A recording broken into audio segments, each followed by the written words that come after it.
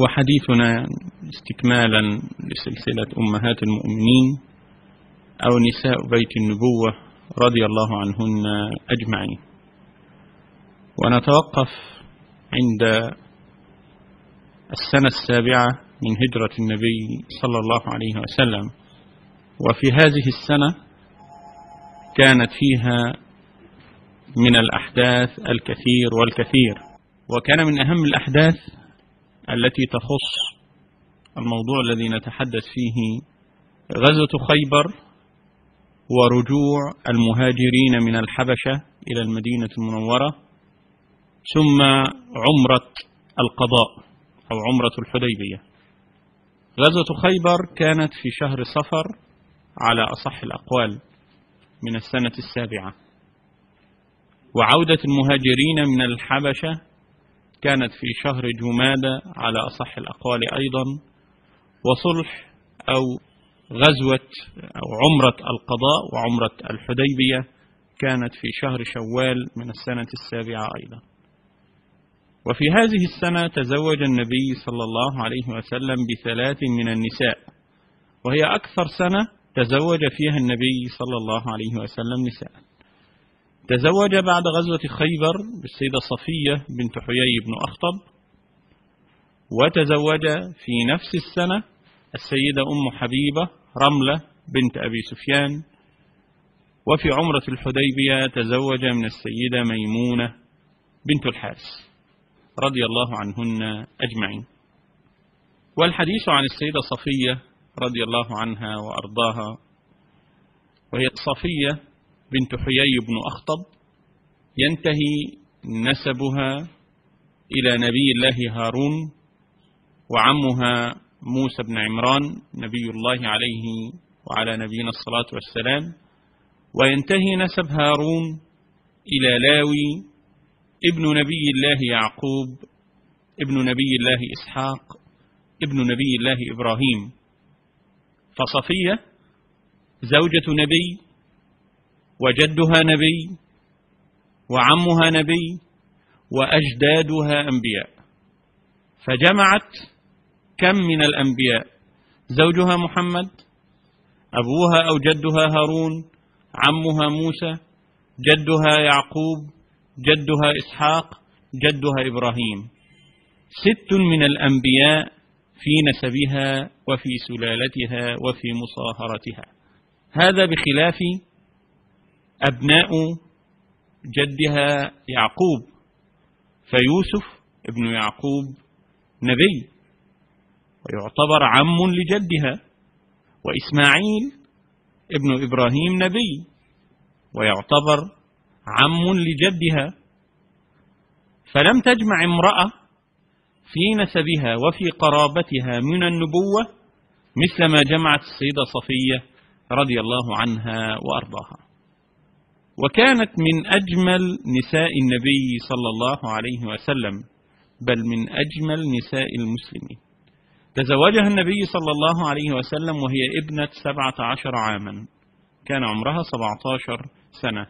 وكانت قبل أن تتزوج بالنبي صلى الله عليه وسلم متزوجة أولا من سلام بن مشكم فارس بني النضير، ثم تزوجت بعد ذلك من كنانة ابن أبي الحقيق من يهود خيبر.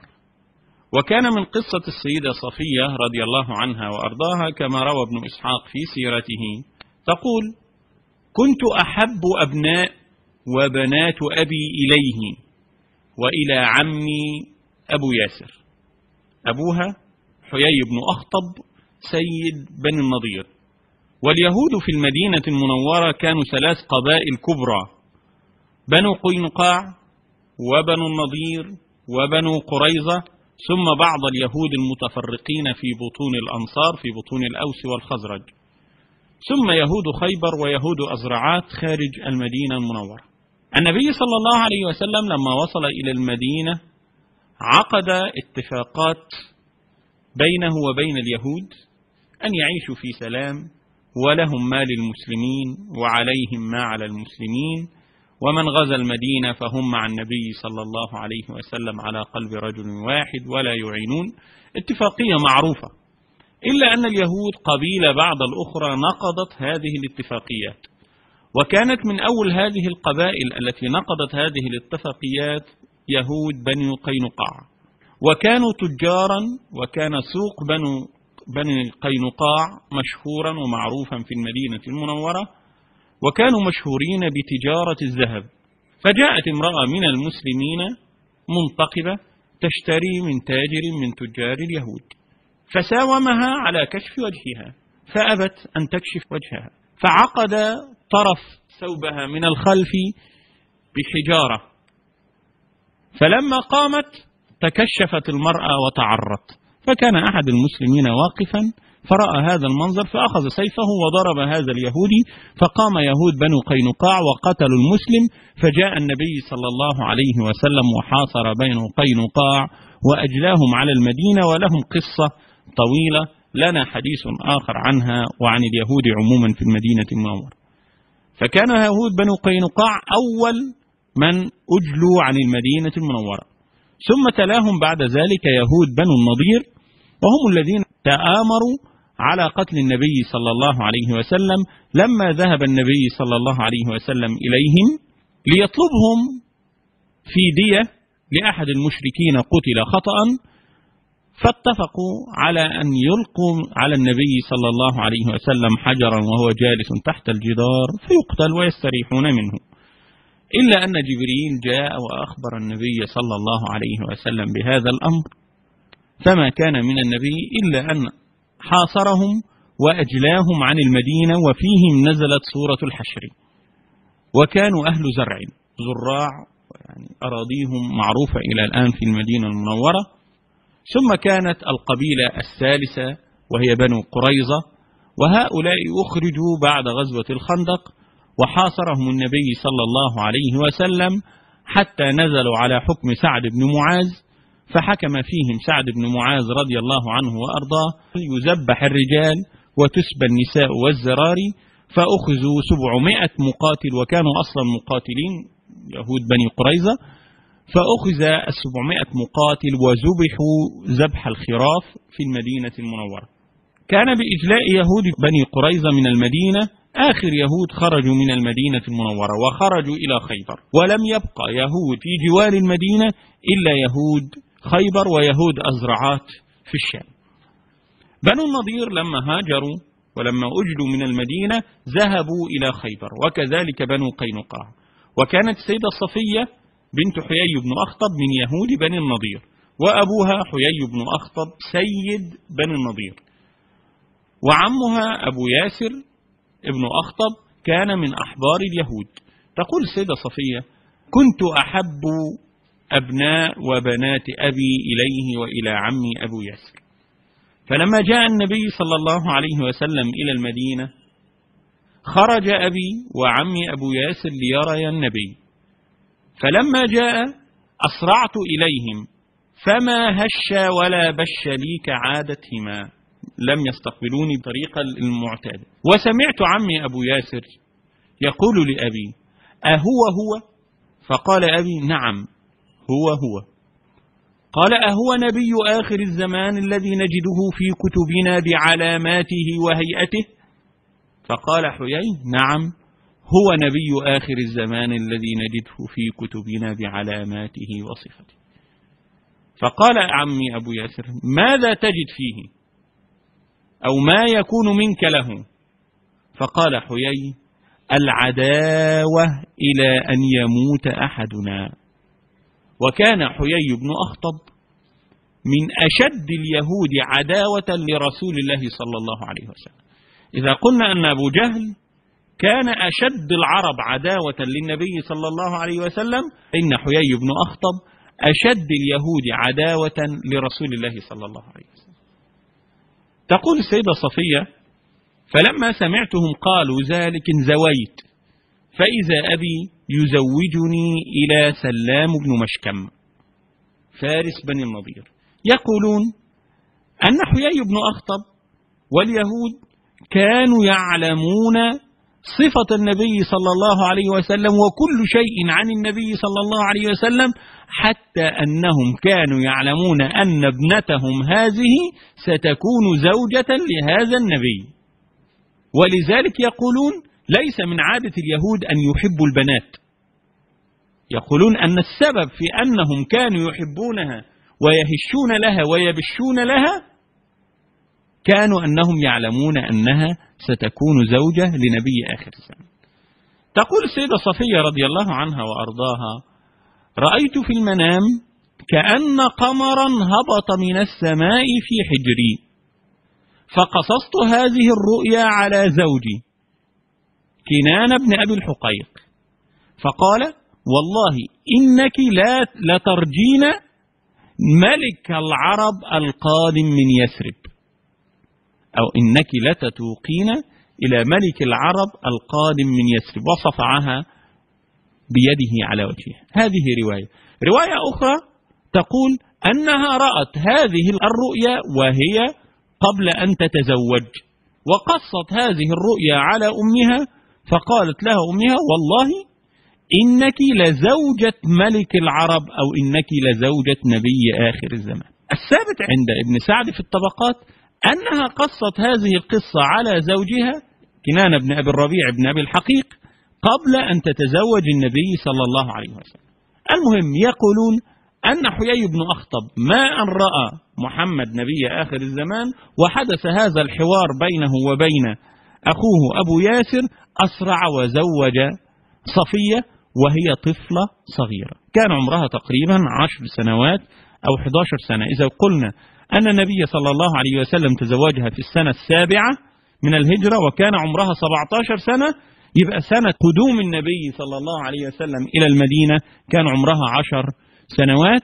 تزوجها سلام بن مشكم، وسلام بن مشكم من أحبار اليهود ومن فرسان اليهود ومن قادة بني النضير، وكان ممن خرجوا أجلاهم النبي صلى الله عليه وسلم، فذهب إلى خيبر وأقام فيها ولم يرجع مع حيي بن أخطب وسلام بن أبي الحقيق الذين رجعوا إلى المدينة وإلى بني قريظة، إلى كعب بن أسد سيد بني قريظة، وتآمروا وجمعوا الأحزاب ليأتوا يغزوا المدينة في غزوة الأحزاب أو غزوة الخندق. سلام بن مشكم رفض أن يأتي مع حيي بن أخطب، ورفض مؤامرات حيي بن أخطب، ومما يروى عنه أنه قال: والله إنكم لتعلمون أنه نبي آخر الزمان. حيي بن أخطب وسلام بن أبي الحقيق لما أخرجوا إلى خيبر واستقروا في خيبر وكانوا قد أخذوا أموالهم معهم، أموال بني النضير، ما استراح حيي بن أخطب، ولكنه قام إلى سادة اليهود الآخرين في خيبر ومنهم سلام بن مشكم وقال لهم: قوموا معي نجمع العرب على حرب محمد، والله لا يبقى محمد في المدينة في يثرب ينعم بها ونحن هنا في خيبر بعيدا عن ديارنا. فأخذ يجمع اليهود حتى يخرجوا ويؤلبوا العرب على محمد صلى الله عليه وسلم، إلا أن سلام بن مشكم رفض أن يخرج معهم وقال له: يا حيي، والله إنك لتعلم أنه نبي آخر الزمان، وإنك لتعلم أن هذه ملحمة كتبت علينا نحن اليهود، وما نحن براجعين إلى يثرب بعد أن أخرجنا منها، فلترضى بما قسمه الله لك وابق في خيبر ودع محمد وشأنه في يثرب. فرفض حيي بن أخطب واتهم سلام بن مشكم، اتهمه بالجبن وبالخوار، فطلق سلام بن مشكم السيدة صفية بنت حيي بن أخطب عشان خاطر أبوها، فتزوجها كنانة ابن الربيع ابن أبي الحقيق، وكان هذا من سادة خيبر، وهو قبل ذلك كان من سادة بني النضير. يقولون: وكان لبني النضير كنز من الذهب، كنانة بن أبي الحقيق هذا هو أمين صندوق هذا الكنز، هو المسؤول على هذا الكنز. فلما ذهب النبي صلى الله عليه وسلم إلى خيبر ليفتح خيبر، وكان هذا في السنة 7، فتح النبي صلى الله عليه وسلم كل الحصون واستعصى عليه حصن النطاه. حصن اسمه حصن النطاه. كان في خيبر 7 حصون اليهود يتجمعون فيها، واللي يحاصرهم بقى، إن شاء الله يحاصرهم سنة سنتين، عندهم الأكل وعندهم المية، حاجة زي الدير. الحصن يعني سور مبني بناية عظيمة، وفي داخله بئر من الماء أو آبار من الماء، ويخزن في داخله الطعام والشراب، وممكن أن يتحملوا الحصار مدة سنة أو أكثر من سنة. فالنبي صلى الله عليه وسلم فتح كل حصون خيبر ما عدا حصن النطاه. وهذا الحصن كان فيه سلام بن مشكم اللي هو زوج صفية، وقتل سلام بن مشكم يوم خيبر. سلام بن مشكم لما طلق صفية تزوج من امرأة أخرى. هذه المرأة هي التي جاءت بالشاة المسمومة يوم خيبر بعد غزوة خيبر، وبعد أن انتهت الحرب جاءت هذه المرأة بشاة وذبحتها، وسألت ماذا يحب محمد من الشاة؟ فقالوا يحب الزراع، فأكثرت السم في الزراع وسمت الشاة كلها. فجاء النبي صلى الله عليه وسلم وقدمت له الطعام، فأول ما أخذ النبي أخذ هذا الزراع وأخذ قطعة من اللحم ولاكها مدغها ثم تفلها، وقال أنبأني هذا العظم أنه مسموم، ائتوني بتلك المرأة، ما حملك على فعل هذا؟ فقالت يا محمد قلت إن كنت نبي ستعلم أنها مسمومة، وإن كنت ملك فسيريحنا الله منك. وكان النبي صلى الله عليه وسلم كل عام في هذا الأوان تأتيه الحمى من أثر هذا السم. وكما يروي ابن إسحاق وكما يروي البخاري في صحيحه، لما مرض النبي صلى الله عليه وسلم مرض الموت قال والله إن هذا لأوان قطع إبهري من سم اليهودية يوم خيبر، وما أظنني إلا ميت. وكان الصحابة يرون أن النبي صلى الله عليه وسلم قد مات شهيدا من أثر هذا السم. ونقف وقفة هنا، وأحب أن أقول أن القضية بيننا وبين اليهود ليست قضية أرض، ليست قضية اغتصاب لفلسطين، ولكن قضية محاولة قتل النبي صلى الله عليه وسلم، بل قضية قتل النبي صلى الله عليه وسلم كما روى البخاري، وكما كان يقول الصحابة كانوا يرون أن النبي صلى الله عليه وسلم مات شهيدا من أثر هذا السم. فهذه المرأة زوجة سلام بن مشكم الذي كان زوجا للسيدة صفية رضي الله عنها وأرضاها. يقولون لما حاصر النبي صلى الله عليه وسلم حصن النطاه رأت السيدة صفية الرؤيا التي قصصناها في الأول، أنها رأت كأن قمرا من السماء هبط في حجرها، فقالت لزوجها كنان بن الربيع رأيت كأن قمرا نزل في حجري فصفعها على وجهها، وقال والله إنك لتنظرين أو لتتمنين ملك العرب زوجا لك. والعلماء يقولون أنه لا مانع أن تتحقق الرؤيا مرتين، إن السيدة صفية ترى الرؤيا مرتين، تراها وهي صغيرة وأمها هي اللي تضربها بالقلم وتقول لها أنت هتتجوزي نبي آخر الزمان أول النبي ما جاء إلى المدينة، ويمكن أن تراها مرة ثانية في عام خيبر لما كانت تحت زوجها كنانة ابن الربيع. النبي صلى الله عليه وسلم فتح حصون خيبر وفتح حصن النطاه، وجيء بكنان بن الربيع، فقال له النبي صلى الله عليه وسلم أين ما عندك من كنوز بني النضير؟ فقال ليس عندي شيء. فقال النبي صلى الله عليه وسلم إن فتشنا ووجدناه أأقتلك؟ فقال نعم، إن وجدته فاقتلني. فذهب الصحابة وذهب النبي يبحثون عن الحصن، فدلهم أحد عبيد بني النضير، أحد عبيد سلام بن مشكم، على خريبة كان كنان بن أبي الربيع يطوف حولها. فقال العبد والله كنت أرى سيدي كنان بن أبي الربيع لا يمل أو لا يفوته يوم أن يأتي إلى هذه الخريبة يطوف فيها. فأخذ الصحابة يحفرون في هذه الخريبة حتى وجدوا الكنز، كنز بني النضير.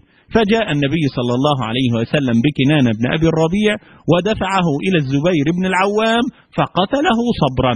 قتله صبرا يعني علقه كده وجا ذبحه. ده الاتفاق. أين كنز بني النضير؟ لا أعلم عنه شيء، إن وجدناه عندك أقتلك؟ قال نعم اقتلني. فوجدوه عنده فقتله النبي صلى الله عليه وسلم.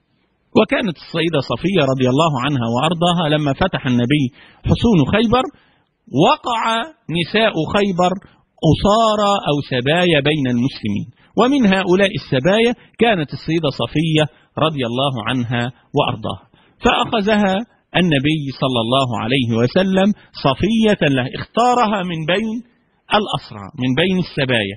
وفي رواية أن الذي جاء بها إلى النبي صلى الله عليه وسلم سيدنا بلال بن رباح. وفي رواية أخرى أنها كانت في سهم دحية بن خليفة الكلبي، اشتراها النبي صلى الله عليه وسلم من دحية وأعتقها بعد ذلك. جاءت السيدة صفية وهي أسيرة إلى النبي صلى الله عليه وسلم، فعرض عليها الإسلام أو قال لها إن أحببت أن تعودي إلى قومك أعدتك إلى قومك، وإن أحببت أن تسلمي وتكوني زوجة لي أعتقك وأتزوجك فأنت وما تحبين. فقالت يا رسول الله أتخيرني بين الكفر والإيمان؟ والله إني لأختار الإيمان، وما عاد لي في اليهود أخ ولا أب آوي إليه، وكيف لي وأن أكون زوجة النبي؟ قال لها النبي صلى الله عليه وسلم ما هذا الذي في وجهك؟ كان أثر الضرب بالألم أزرق. فقالت يا رسول الله رأيت في المنام كأن قمرا هبط من السماء في حجري، فقصصت الرؤيا على زوجي كنان بن أبي الربيع فصفعني، فهذا أثر هذه الصفعة، وقال إنك لترجين نبي ملك، إنك لترجين ملك العرب القادم من يسر. تزوجها النبي صلى الله عليه وسلم. الصحابة أخذوا يتساءلون، النبي صلى الله عليه وسلم هيعمل الحوار ده يدور بين صفية وبين النبي صلى الله عليه وسلم بعيدا عن الصحابة في خيمة النبي. الصحابة منتظرين يشوفوا النبي هيعمل ايه مع صفية. صفية دي مين؟ معروفة، ابنة حيي بن أخطب، زوجة سلام بن مشكم، زوجة كنانة بن أبي الربيع، أمين صندوق بني النضير ووزير المالية بتاعهم اللي معاه الكنز بتاعهم، ووقعت في الأسر. فمنتظرين ماذا يرون من النبي، يعمل إيه؟ هل هيتركها ولا هيخرج معها؟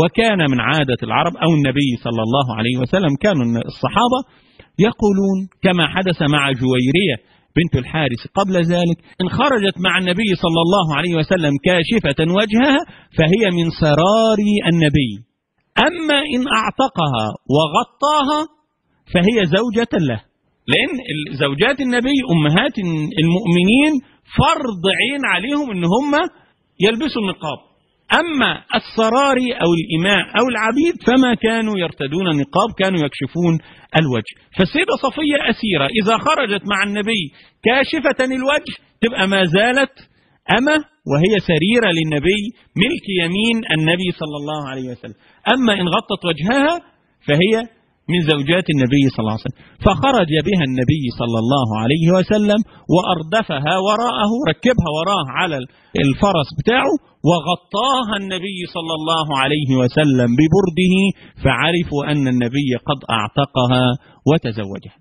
وكان قد خرج مع النبي صلى الله عليه وسلم في غزوة خيبر من النساء الكثير، كان منهم أم سليم زوجة أم سيدنا أنس بن مالك زوجة أبو طلحة الأنصاري، فدفع النبي صلى الله عليه وسلم السيدة صفية إلى السيدة أم سليم، قال لها إن حاضت فجهزيها أعرس بها، لما تحيض يعني تعتد العدة بتاعتها لأنها كانت متزوجة وقتل زوجها فلا بد أن تحيض حيضة، فإن حاضت فجهزيها أعرس بها أتزوجها.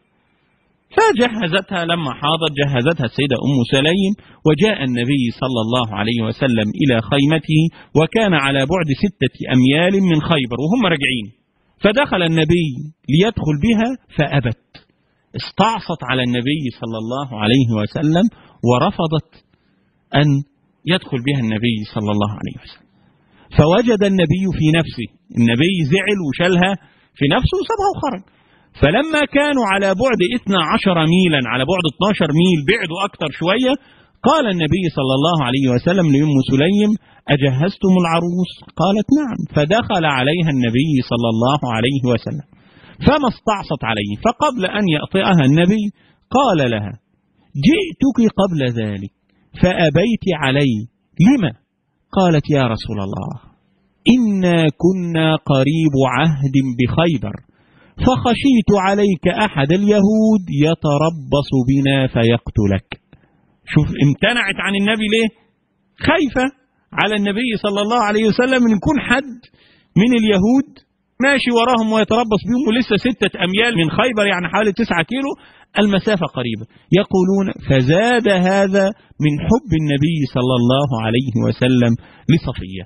يقولون: وقضى النبي صلى الله عليه وسلم، سيدنا أبو أيوب خالد بن زيد وقف، أخذ سيفه ووقف على الخيمة اللي النبي صلى الله عليه وسلم نايم فيها هو وصفية، وأخذ يطوف على الخيمة طوال الليل.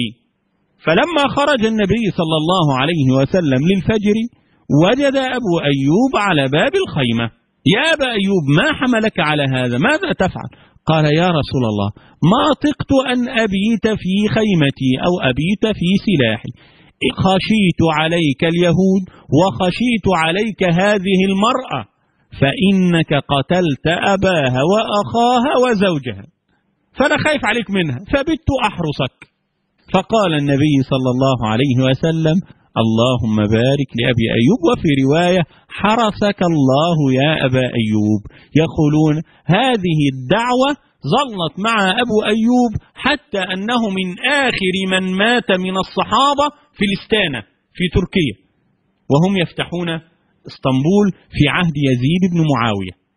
فسيدنا أبو أيوب خايف على النبي صلى الله عليه وسلم من السيدة صفية، فعلا لسه قاتل أبوها وقاتل أخوها وجوزها السابق وجوزها الحالي وقاتل عيلتها كلها، إلا أن يعني كما يقولون كما اختار الله عز وجل النبي نبيا من بين الخلق، فقد اختار له نساءه واختار له أصحابه.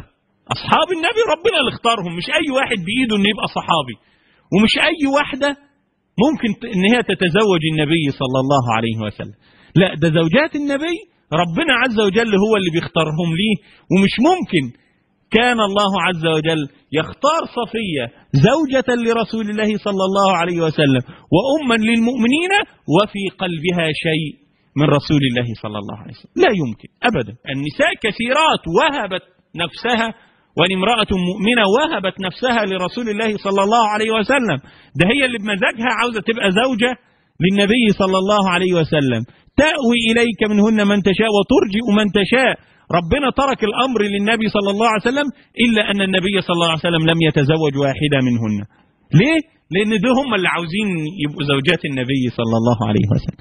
فربنا عز وجل اختار لرسوله زوجاته واختار لرسوله أصحابه، فكانت السيدة صفية رضي الله عنها وأرضاها زوجة لرسول الله وبنى بها النبي صلى الله عليه وسلم. يقولون وكانت جميلة مليحة الحديث، يعني بتتكلم إيه كويس، ولذلك يقولون كانت في ليلتها لا يمل النبي الحديث معها، طول ما هو النبي عندها وهم قاعدين بيتكلموا، مش رايح يقضي حاجته ويجامعها وينكحها وخلاص، لا، ده زوجة مليحة الحديث تقعد تدردش مع النبي صلى الله عليه وسلم وتتكلم مع رسول الله صلى الله عليه وسلم. ولهذا كان النبي صلى الله عليه وسلم يحبها حبا عظيما، ليس لجمالها، كانت من أجمل نساء النبي صلى الله عليه وسلم، إلا أن هناك جميلات أخريات. السيدة عائشة جميلة، السيدة زينب بنت جحش جميلة، السيدة أم سلمة على كبر سنها في 40 من عمرها، إلا أنها كانت أيضا جميلة، إلا أن السيدة صفية كانت دونهم جميعا أملحهم حديثا وألطفهم وأعزبهم حديثا. يقولون ما كان يساميها في حلاوة حديثها مع النبي صلى الله عليه وسلم إلا ماريا القبطية، ما كانش حد يعني يقدر ينافسها في جمال حديثها مع النبي إلا السيدة ماريا القبطية رضي الله عنها وأرضاها، وسيأتي الحديث عن السيدة ماريا. تزوج النبي صلى الله عليه وسلم السيدة صفية بنت حيي، وعادوا إلى المدينة وبنى بها في الطريق. وقال النبي صلى الله عليه وسلم: من كان عنده فضل زاد فليأتنا به. وفرشوا على الأرض النطع. النطع اللي هو الفراش، الصفرة البلاستيك المشمع، حاجة زي كده، دي اسمها النطع أو النطع، جمعها النطع. فرش النبي صلى الله عليه وسلم النطع على الأرض، والصحابة بدأوا يأتون بفضل الطعام اللي معاهم، وأولم لهم النبي صلى الله عليه وسلم وليمة العرس. تقول السيدة أم سليم: والله ما كان فيها من اللحم شيء، ما كان فيها من اللحم شيء إلا أنها تمر وأقط وخبز وسويق. تمر والأقط اللي هو اللبن المجفف، بيجيبوا اللبن الرايب ينشفوه في الشمس ويبقى ناشف خلاص، يحفظ بالتجفيف، ولما يجوا ياكلوه يحطوه في ميه ويفتوه في ميه يرجع لبن رايب تاني او يرجع لبن تاني، ده اسمه الأقط. فده كان وليمة النبي صلى الله عليه وسلم على السيدة صفية وهم في الطريق إلى خيبر. ورجع النبي صلى الله عليه وسلم إلى المدينة، وكان من سنة النبي أنه إذا رجع من سفر وقارب المدينة كان يسرع الخطى، يمشي بسرعة كأنه يشتاق إلى المدينة صلى الله عليه وسلم.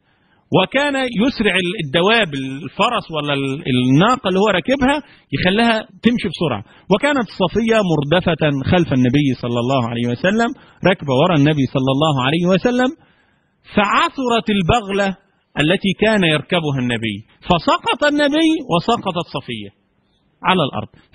كان أول من جاء المقداد بن عمرو، فقال: أبك ضرر يا رسول الله؟ فقال: لا، ليس بي شيء، ولكن دونك المرأة استرها. المرأة اللي هي مين؟ صفية، استرها. فخلع المقداد بردته وسطر بها السيدة صفية رضي الله عنها وأرضاها. فتشاءم بعض الناس من هذا الأمر. النبي يدخل إلى المدينة وتعصر البغلة، فقال لهم النبي صلى الله عليه وسلم: إنما هي دابة عثرت في الطريق. ودخل النبي صلى الله عليه وسلم إلى المدينة، ولم يذهب بالسيدة صفية إلى بيت نساء النبي، أنا لا أدري لماذا، ولكنه نزل بها في بيت للنعمان بن الحارث.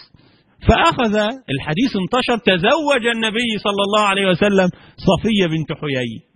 والأهل المدينة يعرفون من حيي بن أخطب، ويعرفون كيف ذبحه النبي. ده النبي صلى الله عليه وسلم ذبحه مع بني قريظة. حيي بن أخطب من بني النضير، إن أنه في غزوة الخندق لما ذهب يؤلب الأحزاب على رسول الله صلى الله عليه وسلم، وجاء إلى كعب بن أسد سيد بني قريظة يقول له: يعني قد جمعت لك العرب فانقض حلفك مع محمد. فقال كعب بن أسد: لا أنقض حلفي مع محمد إلا وأنت معي في حصون بني قريظة.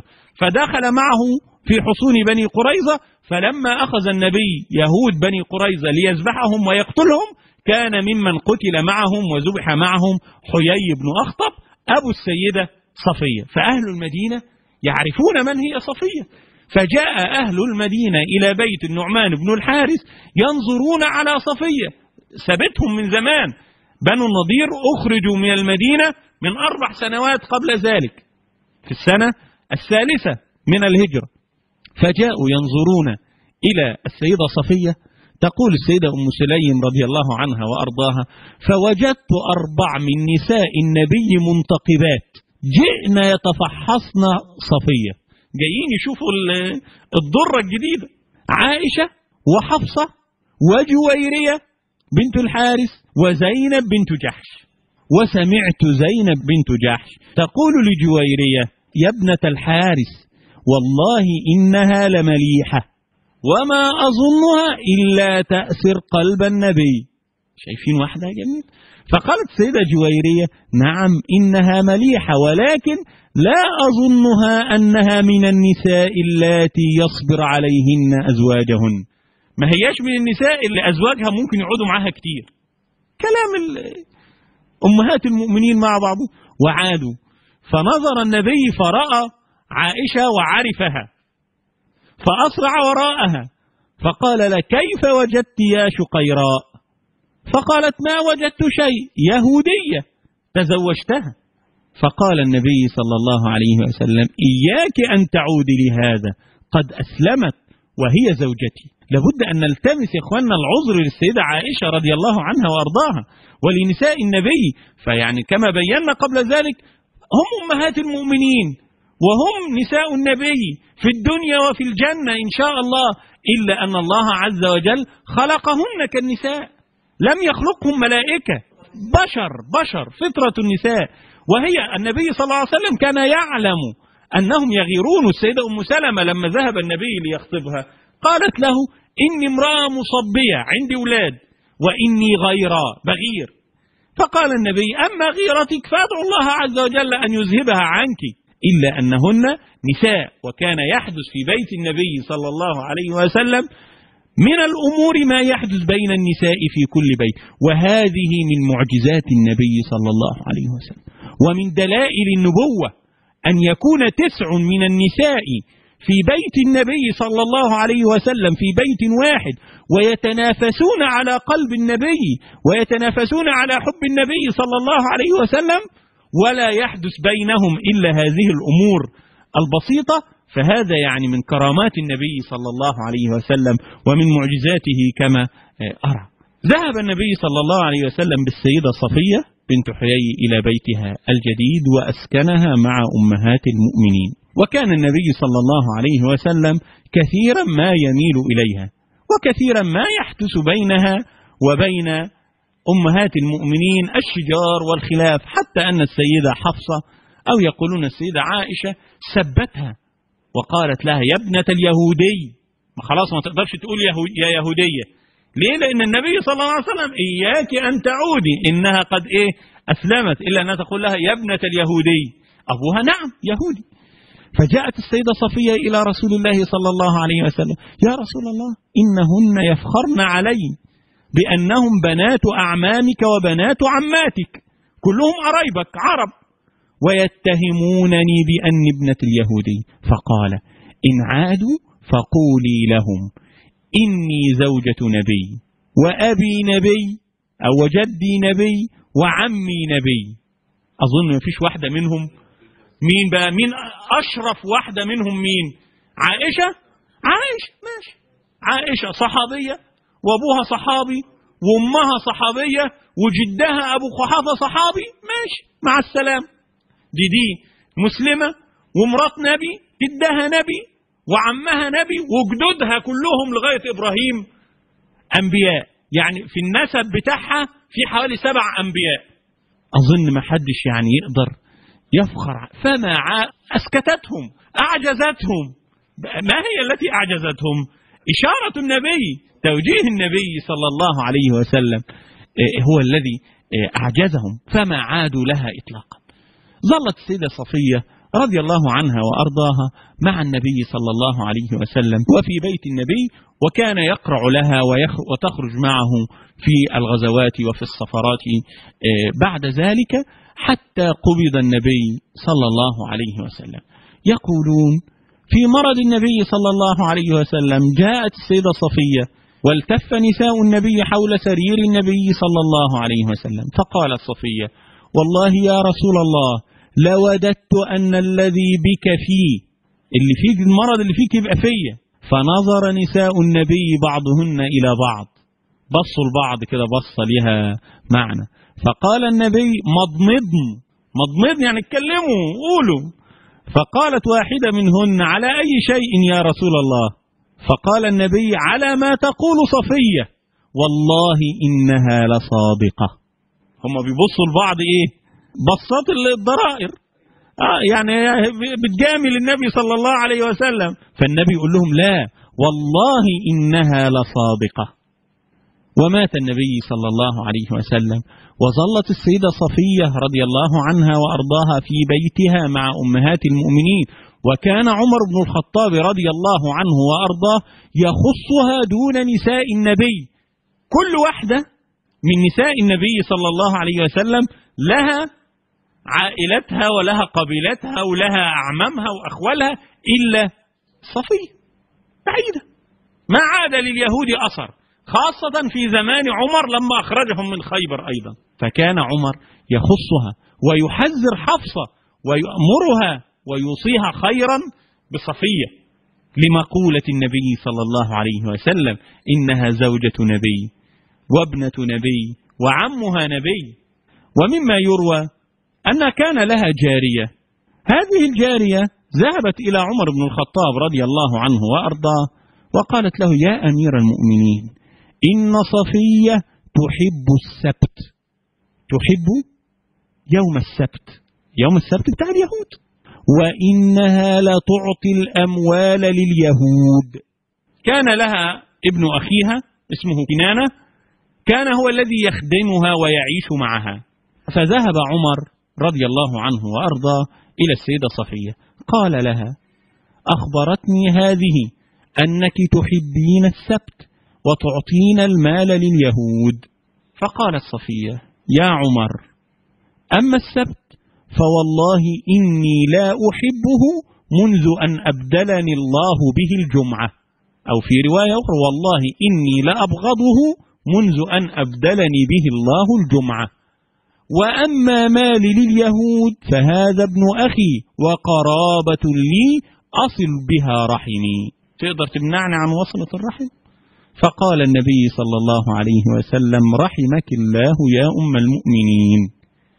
ثم نادت السيدة صفية على الجارية، قالت لها: ما حملك على أن تفعلي هذا أو تقولي هذا؟ قالت: يا أم المؤمنين، الشيطان. قالت: اذهبي فأنت حرة. وعاشت السيدة صفية رضي الله عنها وأرضاها حتى زمان الفتنة مع سيدنا عثمان بن عفان.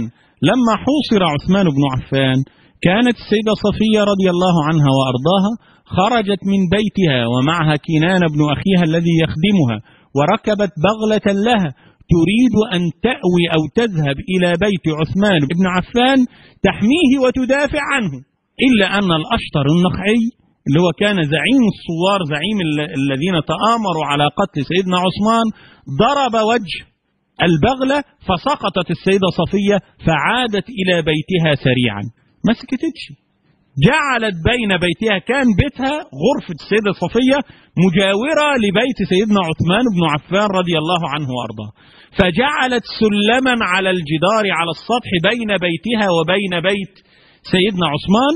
الثوار دول هؤلاء الذين خرجوا على سيدنا عثمان كانوا محاصرين لبيت سيدنا عثمان ومنعوا عنه الطعام والشراب، وكان الطعام والشراب لا يدخل إلى بيت عثمان بن عفان إلا من بيت السيدة صفية، تذهب به هي نفسها تتسلق الجدار وتذهب إلى سطح البيت وتنزل في بيت عثمان بن عفان تعطيه الطعام والشراب وهو محاصر.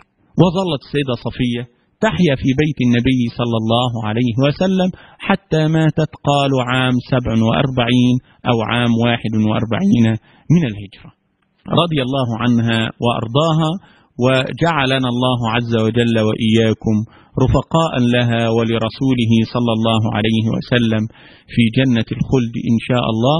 نسأل الله عز وجل لنا ولكم الهدى